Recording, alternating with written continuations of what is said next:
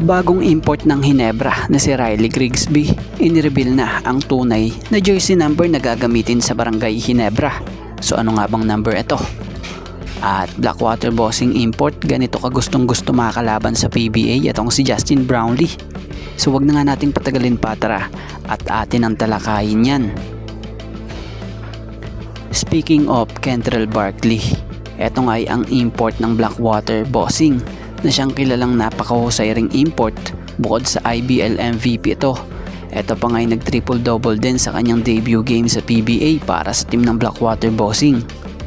So masasabi mong tila okay lang talaga na hindi nakita yung dating mahusay nilang import at kilalang scorer na import din noon ng Blackwater na si George King, na ngayon ay maglalaro na para sa team ng SMB. Dahil dito nga sa import na nakuha nila na si Kentrell Barkley ay tila swak na sa kanila, dahil hindi lang ito basta scorer lang kundi all around player pa.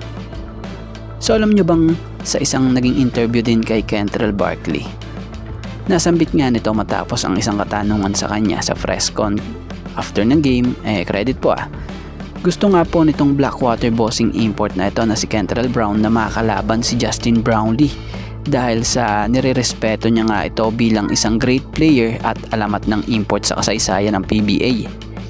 Gusto niyan sukatin ang kanyang kakayahan laban sa itinuturing na pamantayan at isa sa pinakamagaling na reinforcement sa liga.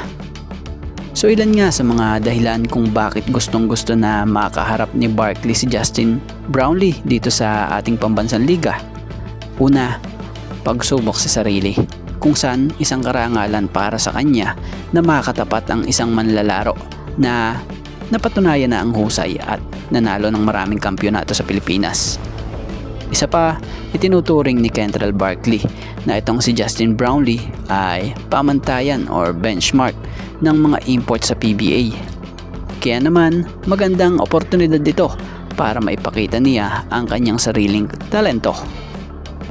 So sa mga hindi nakakaalam, nabanggit din ni Barkley sa isang interview sa kanya na nakalaban si Justin Brownlee noon sa Indonesia 2 years ago.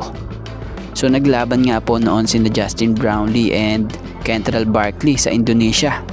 Nagtapat sila noong Agosto 2024 kung di tayo nagpakamali sa finals ng IBL or Indonesian Basketball League, kung saan nagwagi ang koponan ni Brownlee noon na Pelita Jaya laban sa Satria Muda, kung saan naglalaro noon si Kentrell Barkley. So kung ngayon nga ang tatanungin about sa kagustuhan ni Barkley na makatapat muli si Brownlee, mukhang malabo pa, lalo't injured si Justin Brownlee dulot ng mga natamo nitong mga injuries sa nakaraang conference ng PBA at nito lang sa third window ng FIBA World Cup Asian Qualifiers. So tingnan natin soon if mabilis makarecover si JB. So about nga dito sa bagong Ginebra import na si Riley Grigsby. So ilang araw na nga rin po ang lumilipas na nakakasama na ni Grigsby ang kanyang mga teammates sa Barangay Ginebra, kung saan patuloy nga sila sa kanilang pagpapakondisyon para sa bagong kampanya ng Barangay Ginebra this ongoing ng PBA Season 50 Governors Cup.